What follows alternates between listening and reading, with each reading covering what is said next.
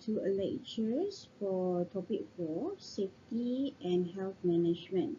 So for today, we're going to learn about documentation and record. So these are the content. So we're going to the definition of documentation by the general terms, technical terms, and by looking at the side of OSH management system. Okay. Other than that, we're going to learn about purpose, scope, and the hierarchy of the OSH documents, and some of the requirements such as the permits and licensing, procedures, measurements and monitoring, activity, and the OSH concern. And lastly, we go into the document control procedures. So the definition of documentation, generally, it is defined as the recording in a permanent format of information derived from conservation activities. Okay, so other than that, it is a systematic collection, okay, classification, recording, storage, and dissemination of specialized information, generally of a technical or scientific nature, and the confirmation of some of the facts or statement is true. By technical term, documentation defines as the acts or an instance of the supplying of documents or supporting references or records. And it might be also the documents or references, so it's been supplied. Okay. So other than that, it is a collation, synopsizing, and coding of printed materials for future reference. For documentation defined by OSH management system, it is defined as information and activities relevant to the OSH management system, sub-elements, and the means by which these requirements are implemented in the workplace.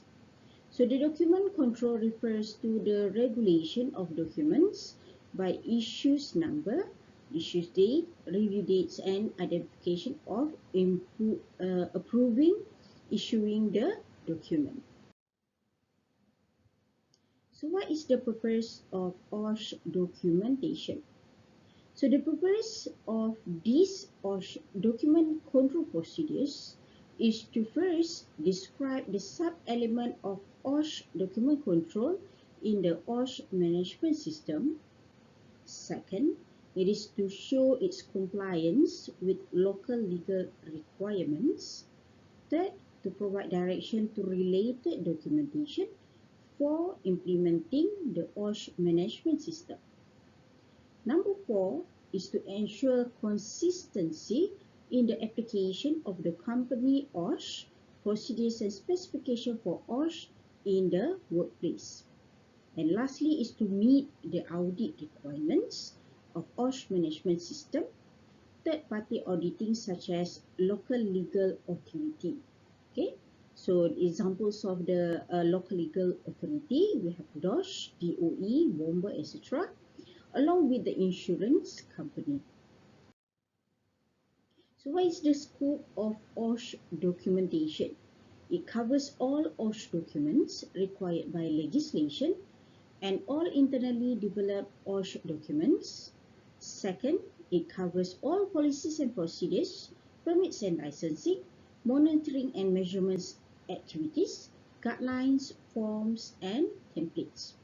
And it been developed under the risk management or by the individual, faculties or division or their respective work unit. So these are the hierarchy of the OSH documentation. Okay, so the top one, which is the why, okay, answering the why question, is the OSH manual and the philosophies and policies.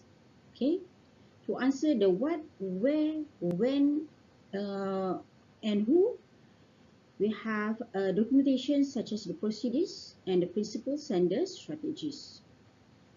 To answer the how question for the documentation, we have individual or composite work instructions and the current practices as the evidence for how questions. Okay, so for all of this, the record is the proof uh, of the documentation for the OSH.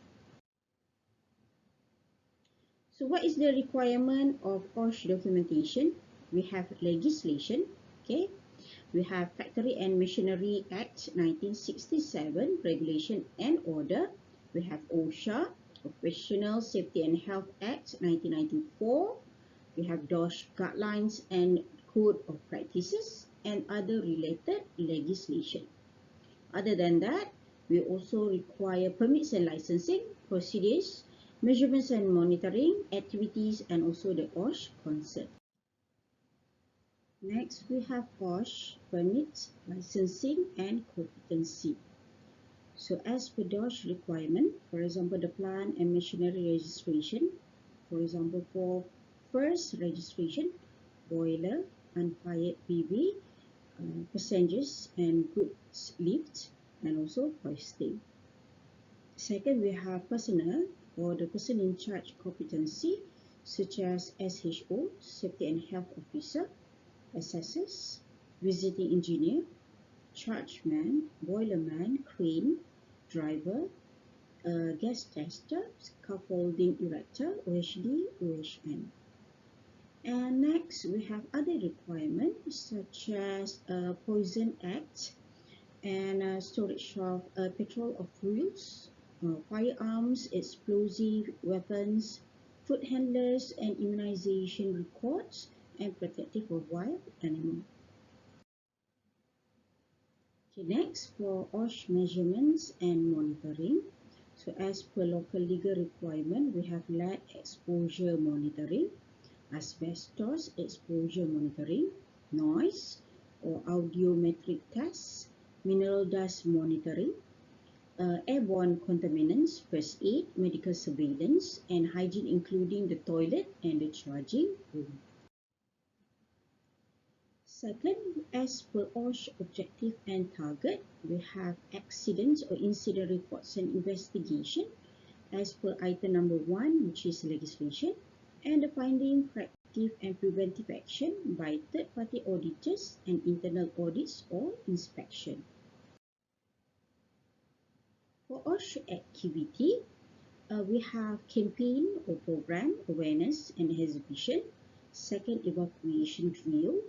Third, training or course on orientation, refreshing and the competency. Number 4 is the improvement project, for example, machine guarding, signage. Next, we have material handlers authorization, for example, the forklift drivers.